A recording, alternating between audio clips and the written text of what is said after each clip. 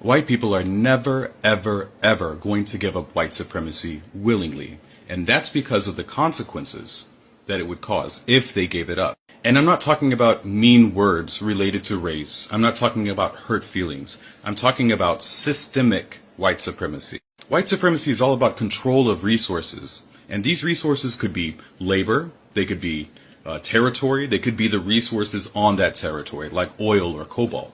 It's also about power, legislative power, economic power, cultural power, or influence. And all these different facets of white supremacy have worked together for hundreds of years to put white people in the place they are now.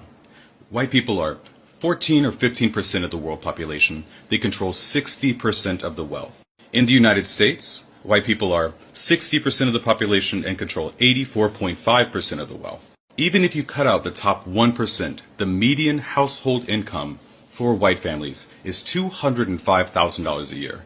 For black people, it's $44,000 a year. Black people in the United States are about 16% of the population. In 1865, they held 0.5% of the wealth. In 2023, they held 4.2% of the wealth.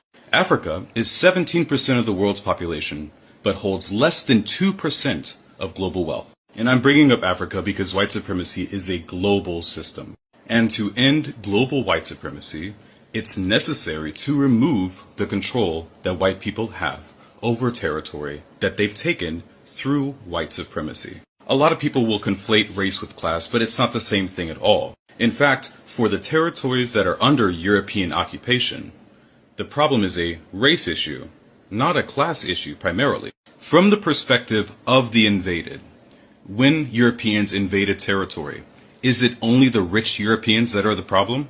No, it's the poor Europeans as well. I feel like the reason white people say no war but class war is because the other types of oppression are systems that benefit them. Class is the way that white people are oppressed as a race. Racism is the way that benefits white people as a race. So it makes sense to me that they want to get rid of class instead of talking about race, or they think that getting rid of class will also get rid of race. If we say we want to end white supremacy, but white people will still have the things that they got through white supremacy, then what has really changed?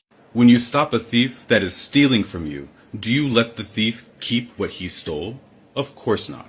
So let's talk about what would happen if the United States redistributed funds equally among the people in the United States, in a vacuum. White median household income, $205,000. Black median household income, $44,000. If you redistribute the wealth, these people come down. The average is like $128,000. That would be a huge jump up for black people, but it would be a huge drop for white people. Then you have to consider how the United States gets that wealth in the first place. The United States is 4% of the population, holds 35% of the wealth. So the wealth that the United States has is based on stealing from other people. If you globally redistribute the wealth that the United States has 4% of the wealth. That's a drop of 30%. What would the United States look like then? Now that's deep. Tell me what you think. Are race and class mutually exclusive? Or can we resolve the race issue by fixing the class issue? For he who has an ear to hear, let him hear.